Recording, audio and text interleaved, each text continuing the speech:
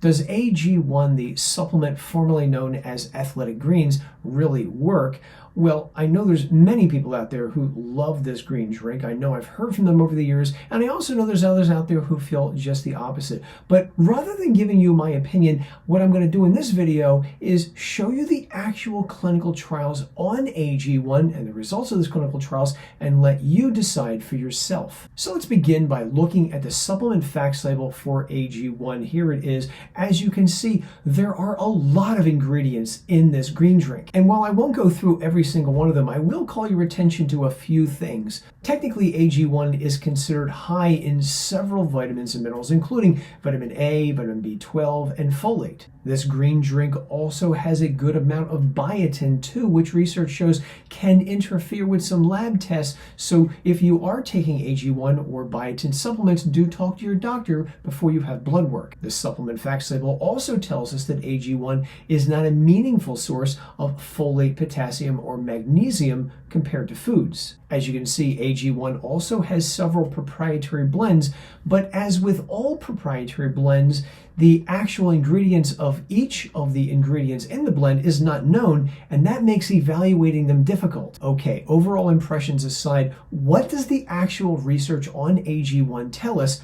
Let's take a look at that now. In this study, AG1 was essentially put in a synthetically created laboratory system designed to mimic the human gut using stool bacteria from 3 healthy people. And then they measured things like gas production and bacterial byproducts. Results indicated that some short-chain fatty acids like propionate were increased, which is nice, but this study doesn't prove that AG1 increases short-chain fatty acids in humans who take it under real-life conditions. Next up is this study where researchers used gut fecal bacteria from 3 healthy people to ferment digested AG1 in the lab. Then, essentially, they put that mixture on a lab-grown gut lining and tested whether it helped that lining stay tight during a inflammation challenge. Now, the results of this study appear to show that yes, AG1 does seem to increase or enhance the tightness or integrity of the cells of the gut lining, and that's good, but let's keep in mind, this was essentially a laboratory simulation. In other words, just like the previous trial,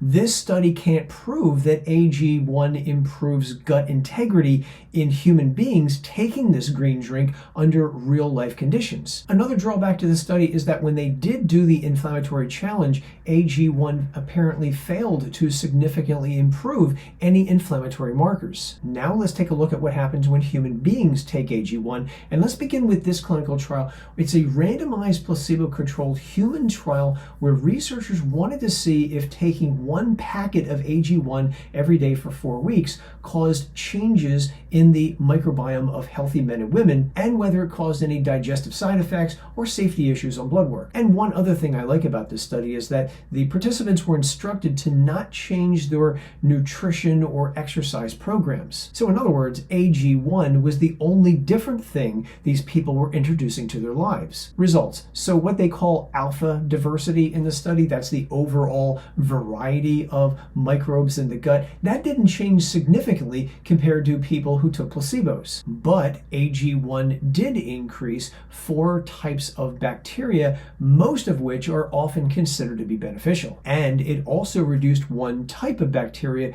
but that doesn't necessarily mean it reduced anything that was harmful. Before and after questionnaires completed by the participants did not reveal that AG1 significantly improved digestive quality of life, and the green drink didn't seem to have any effect on bowel movement frequency. This next clinical trial you're looking at is also a human randomized controlled trial, and this time they're looking at whether taking AG1 changes blood safety markers over the course of 3 months. Basically, here they're testing whether or not AG1 is safe to take. 120 healthy adults are given AG1 once daily or a placebo for 3 months. Results revealed no negative side effects when people took the AG1 supplement. It likewise revealed no significant differences between AG1 and placebo on any of the blood tests that they were looking at. In other words, the supplement didn't cause any negative or positive changes in any of the blood tests that they conducted in this study. Next up is this clinical trial. It involves 20 resistance-trained men and women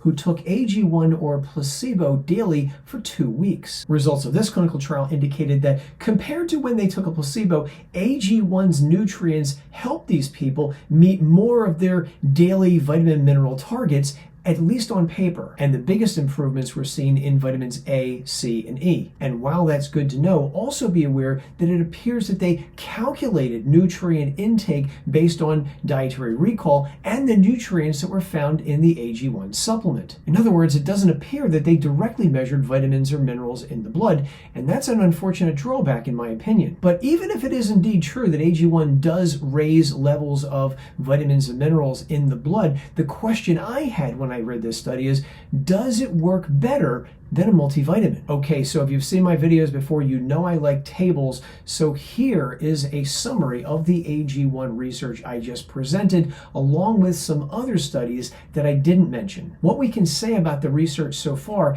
is that some studies are not human clinical trials of AG1. They are essentially lab or simulation studies, and I personally put less weight on those because humans are far more complex than an artificial setup. Those studies which do involve humans are indeed randomized controlled trials, which is a strength. However, those same studies tend to be small or short-lasting, which limits how much we can conclude about them. All of the participants in the human clinical trials of AG1 were generally healthy. That means we still don't know how AG1 affects people with medical conditions, nutrient deficiencies, or at higher health risks. In the human trials I reviewed, AG1 didn't show clear safety problems in healthy people, and while that's good, to be fair, it also didn't clearly demonstrate any meaningful improvements in health outcomes, exercise performance, or longevity. All of the studies I located were funded by AG1, and several authors of those studies also work for the company. Now, that doesn't automatically mean the findings are wrong, but it does indicate that the results could be stronger if independent researchers